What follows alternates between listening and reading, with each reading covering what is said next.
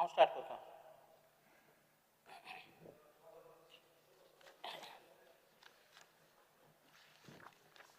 Honourable Speaker, on the budget 2026-27 presented by the Honourable Chief Minister last Friday, I have to state the following. The budget presented on Friday, 6 March 2026, sadly gives an impression of being a populist budget because we are nearing elections with announcements being made, but with no expectation in the horizon. By-elections for the Ponda Assembly seat will come in with multiple elections across Goa, and thereafter we'll soon have assembly elections. At all times, code of conduct will be announced, and each time, government will justify non-implementation due to code of conduct. The budget is not a roadmap for Goa's future, it's a document of political announcement and financial illusions. After carefully examining the numbers, the economic survey and the previous budgets, I must say that this budget is not a roadmap to Goa's future. It's a document of political announcements and financial illusions with the purpose of fooling Goans ahead of the election. The government claims strong economic growth. In 2023 to 2022-23, the Chief Minister in his budget speech promised a growth rate of 7.07% at current prices. In the Economic Survey report of 23-24, the growth rate of financial year 2022-23 was estimated 11.16%, which is 93672 crores. In the Economic Survey report of 2024-25, the growth rate of financial year 2022-23 was estimated at 15.32%, which is 93,672 crores. The actual growth rate for financial year 22-23 was 4.79%, which is 85,113 crores. At constant prices, there was an actually negative growth, that is minus 4.70%. Goa deserves to know how the government will get 15.77 growth, especially when the capital expenditure drawn down from 8207 crores last year to 8114 crores this year.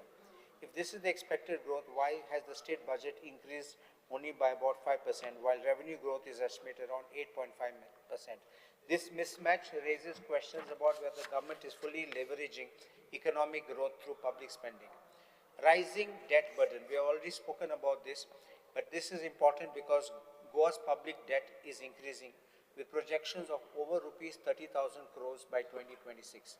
Growing debt could affect long-term financial stability if revenue growth does not keep pace. More borrowing means future governments may need to cut spending or raise tax to repay debt. Debt ratio appears lower due to optimistic growth projections. The government frequently highlights that the debt to GSDP ratio is around 21 to 22%. However, this ratio depends heavily on projected economic growth. The Fiscal Responsibility and the Budget Management Review Committee recommended the debt to GDP for states to be maximum 20%. The ratio in 2023-24 was estimated at 23.42 based on estimated GDP. Now that we know that actual GDP in 2023, the ratio is 25.77%. The actual debt to GDP ratio may be more than 30% when the public debt is added to the debt figures. If economic growth does not match the optimistic projections, the debt ratio could rise significantly, revealing a more serious fiscal situation. Revenue growth versus rising debt. Over the past 20 years, which is 2005 to 2025, the government revenue has increased roughly from rupees 2,500 crores to rupees 20,000 crores, an increase of around 7.5 to 8 times. In contrast, accumulated public debt has risen from rupees 4,700 crores to over rupees 40,000 crores, representing nearly a tenfold increase. In the CAG report of number 3 of 2025, presented last year, it shows an arrears of revenue as of 31st March 2024, amount of rupees 5223.81 crores, of which 2,190.47 crores, 42%, was outstanding for more than 3 years. I'll just read that page.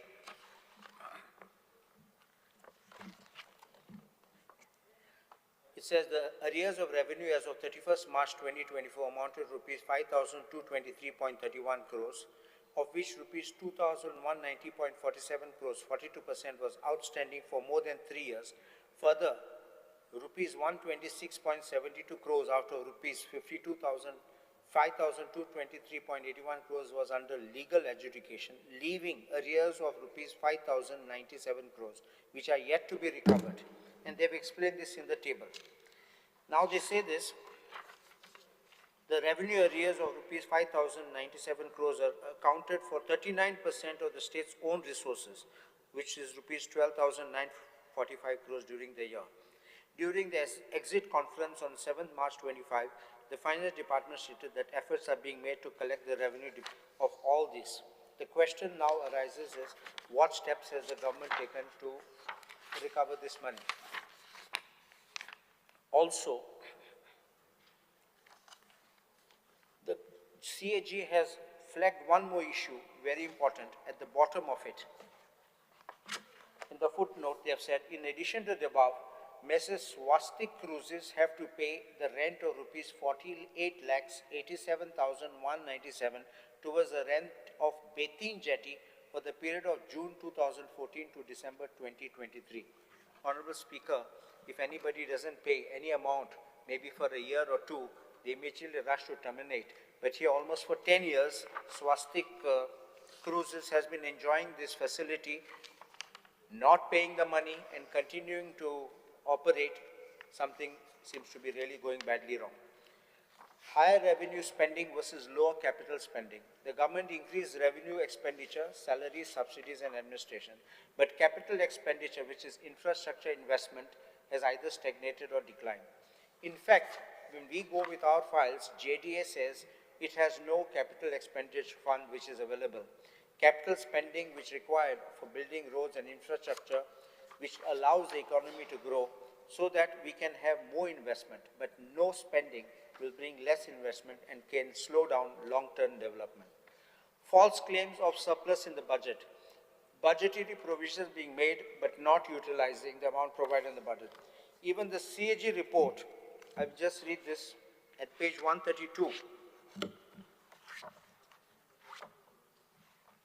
speaks what we say, that money, unnecessary supplementary provisions of amounts are being made when it's not being spent in the supplementary budget.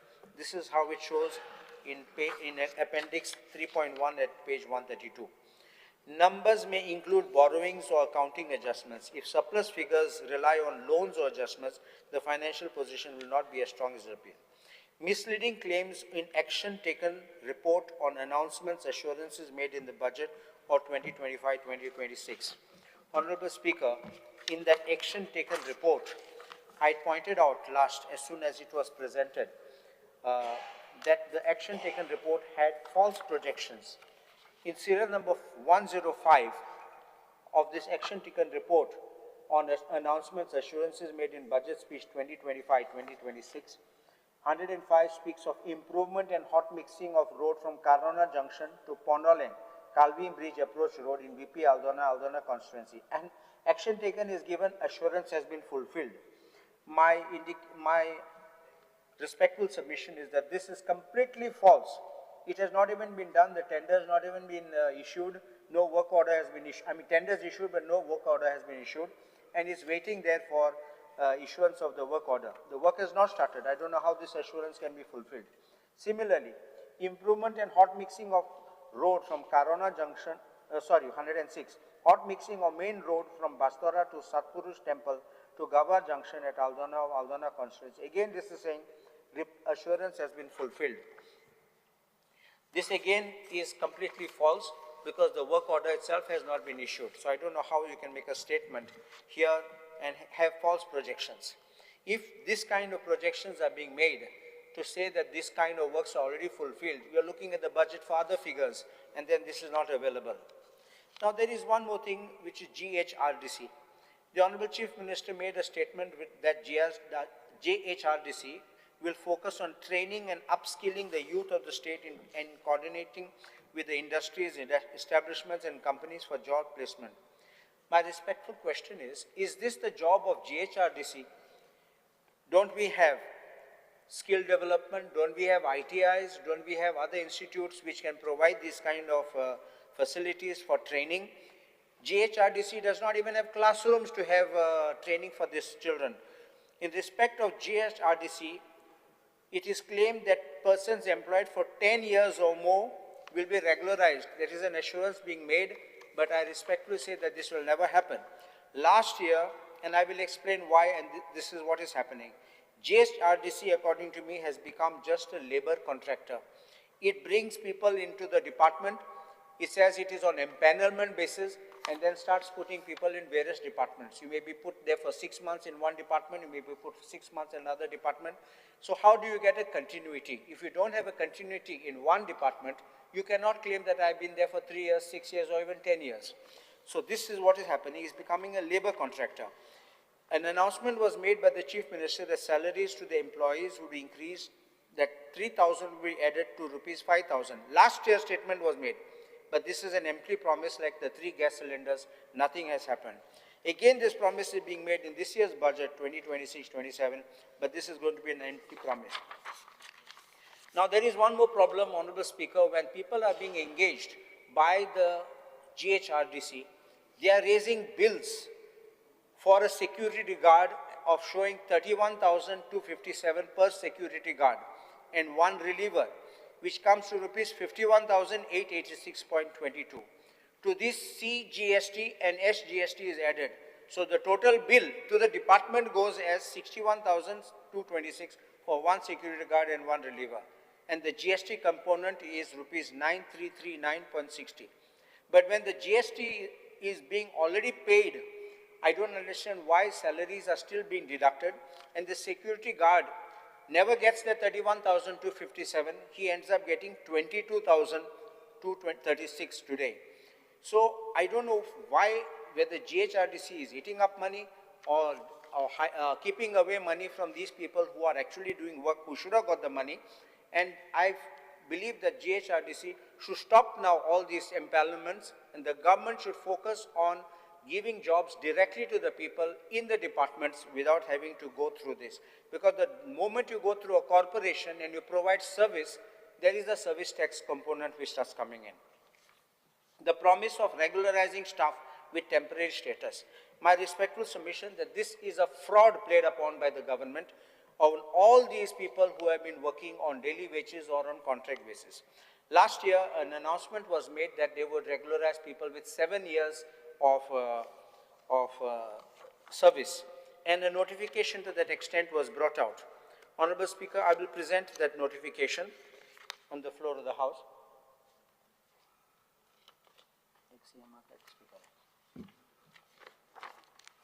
This was in pursuant to the demand which all of us made that we should regularize people who have got at least 10 years. So government said we'll give them for 7 years. One to the Honorable Speaker, please. Please. Now this is called a daily wages grant of temporary status scheme of Government of Goa. This looked to be that government was really fulfilling the wishes and the demands of the people. But Honorable Speaker, may kindly look at 2.5. Do you get that?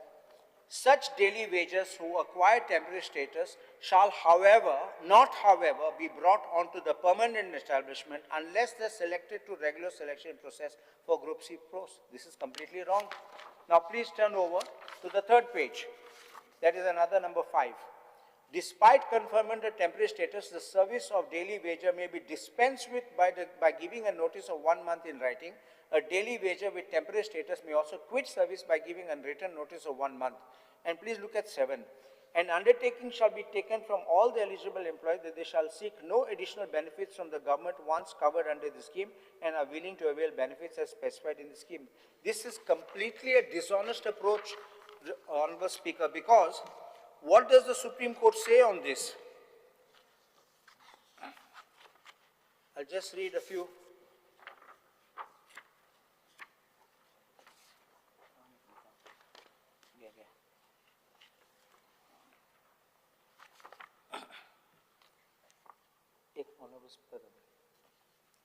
Honorable Speaker, a judgment, latest judgment of the Supreme Court of 2025. Please see para 1. When public institutions depend day after day on the same hands to perform permanent tasks, this is a judgment of Dharam Singh and others versus State of UP, 2025 live law, SC 818.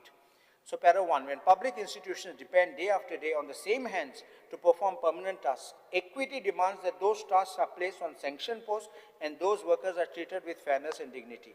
The controversy before us is not about rewarding irregular points, it's about the years of ad hoc engagement defended by shifting excuses and pleas of financial state can be used to deny the rights of those who have kept public institutions running. We resolve it by insisting that public employment should be organized with fairness, reasoned decision-making, and respect for the dignity of work. Please look at paragraph 4. It tells the background. I won't read everything, but please read 4.7 down. By the judgment dated, did you get that, 4.7?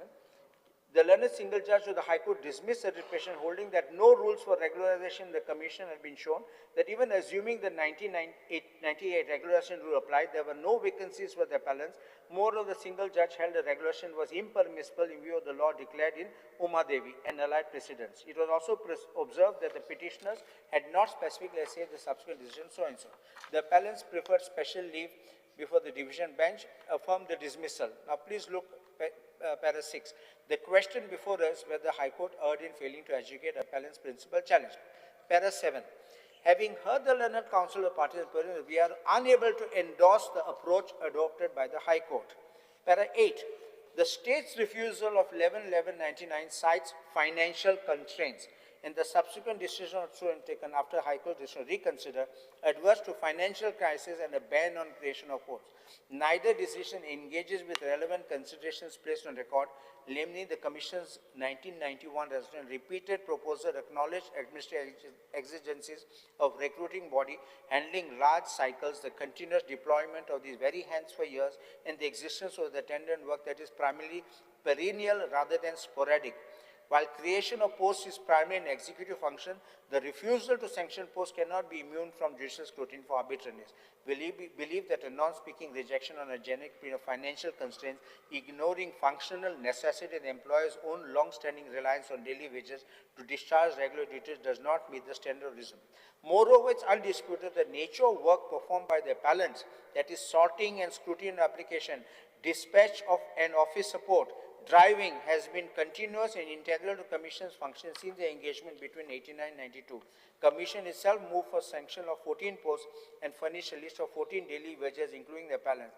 That consistent internal demand coupled with uninterrupted utilization of appellant labor on regular office hours fortifies the duties are perennial. I'll just take another 10 minutes, I'll finish.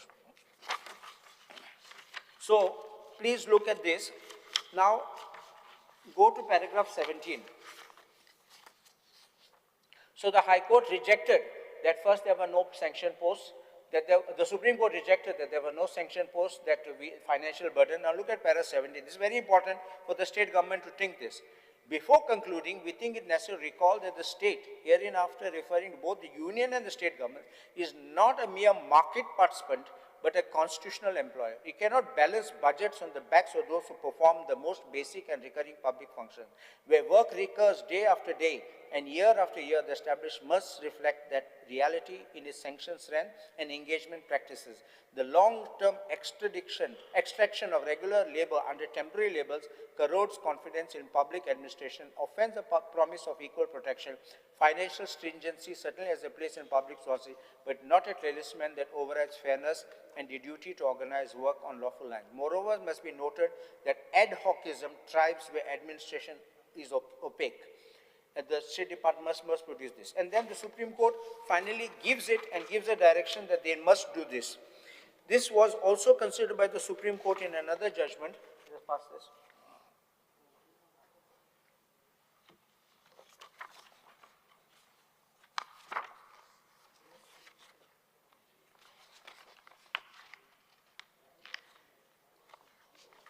Similar plea was taken. Please look at paragraph 25.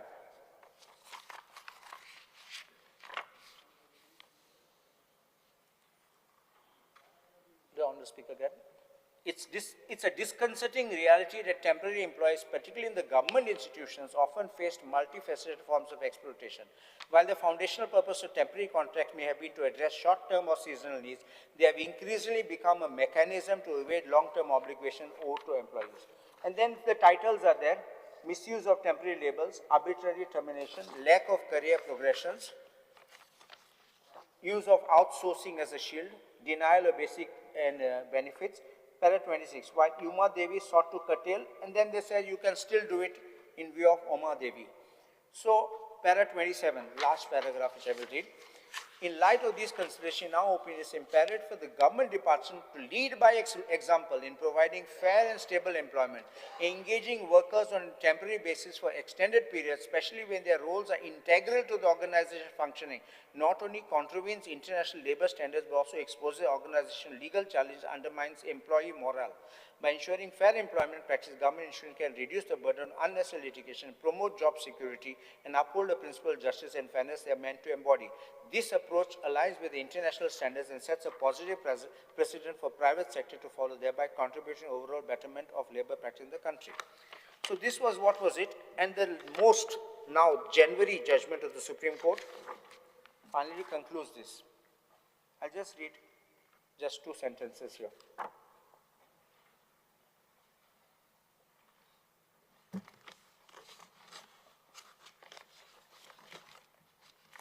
This is Bolanath versus State of Jharkhand, 2026 live law, Supreme Court, 95.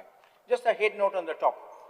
The Supreme Court set aside, does the Honorable Speaker get that? Set aside Jharkhand High Court's refusal to regularize contract employees who had served for over a decade in sanctioned posts, held the state as a model employer cannot exploit the unequal bargaining power of employees by keeping them in perpetual contractual roles to evade regular employment of them. Abruptly discontinuing long service employees based on contract and without speaking it was manifestly arbitrary. So, Honorable Speaker, which I want to point out is that when you are giving this type of assurances, I want to make them regular, I want to give temporary. You can't put those clauses by saying that this will still be contract, you will not have finality, and then you will be sent home. So this is what I wanted to point out, that you have to make these provisions in the budget so that you can have these things down. As far as the panchayats are concerned, Honorable Speaker, the CAG report noted that for 2023-24, Finance Commission recommended basic grant of 58 crores and 30 crores to Panchayat Raj institutions and urban local bodies. But the state government did not receive any grants for the year 2023-24 for PRIs and ULBs. It further states that similar grants pertaining to health and family welfare of rupees 32.2 crores recommended by 15th Finance Commission for year 2023-24 were not released. What did the state government do to recover this? This is all money which will come into the account. This default on the part of the state government seems chronic because since 2022-23, the central government, just 5 minutes more, finished. Just 5 minutes more. The central government withheld approximately 168 crores in the 15th Finance Commission to village panchayat for failure to submit utilization certificates. 0 grants were released for 2023-24. 2024-25 and for 25-26, where allocation was made for panchayats for rupees 58 crores, 62 crores and 61 crores respectively. Garbage grants have been stopped for 24-25, passing the cash grants to local bodies. It is my apprehension, Honorable Speaker, that by stopping these garbage grants, they will then start putting in operators to collect garbage and then stop the local economy. We have a local garbage collector at each panchayat. We have locals who are being engaged, but they will bring in people who will be brought as so-called experts, who will bring all people from outside the state, and they will start doing the collection of garbage, which is another racket which will go on. 16th Finance Commission has slashed the panchayat funding by more than 50% for 5-year period ending 2030-2031 against allocation of rupees 368 crores. For rural bodies, the 16th Finance Commission has earmarked only rupees 174 crores for the next five-year cycle, less than 50%. This fund squeezing is independent of the 168 crores allotted to Goa under the 15th Finance Commission, which has remained pending since 2022-2023. The State Finance Commission, which was required to be set up under the Constitution, the last State Commission gave its report, and its report has still not been placed before the floor of the House. This is required by the Constitution to place that report on the floor of the House. Only cabinet decision was placed, but not that report. Please understand this. And this is required under Article 243I, so which is not been placed. And that is CAG itself noted this, that event management. This is an event management government because every year, every month we are having an event. That event, we had it's like Nero is fiddling while Rome is burning. This is the way I think the government is running. We suddenly had money being spent of 57 crores on a Formula 4 racing track in Mopa, but there is no money for infrastructure, repairs of roads, and for development which is required, building repairs of schools, no money. There is also another amount which was spent for some stadium in Verna, and funnily, Honorable Speaker, that sports event was not through the sports department. Money was not spent. It was spent by ESG, Entertainment Society of Goa, to the information department. That other one also in Verna, sports department was not consulted in it. It's a sporting event, and naturally it will have to be through the sports department. Money comes from a different route. I don't understand how and why. Did the government make a study whether money is required, whether we'll be able to spend this much money? Do we have the budgetary provision? Will we be able to recover this? Or how will we recover it? Because you can't dole it out to give it to your friends after that. Education, no proper funds for implementation of NEP. Even today, implementation of NEP is haphazard. Funds for maintenance of infrastructure for schools, because NEP requires schools, classroom, resting rooms, but today our classrooms are the old classrooms, just buildings, nothing more is there. The education system has not revamped. NEP is being revamped, but it's not being implemented. Also, arbitrary NOCs are being given to teachers and staff because they are not giving them permanent employment, but they're putting them on contract basis. It's a pick and choose. There is no scope for employment in the budget, and there is no provision how they will be able to create jobs.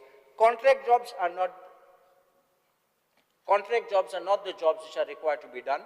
These are to be, we need permanent jobs. Children must get that kind of security. And finally, there are other things, but I think I'll speak them on the demands day. Yes, I'm obliged. thank you. Shali Sikwera.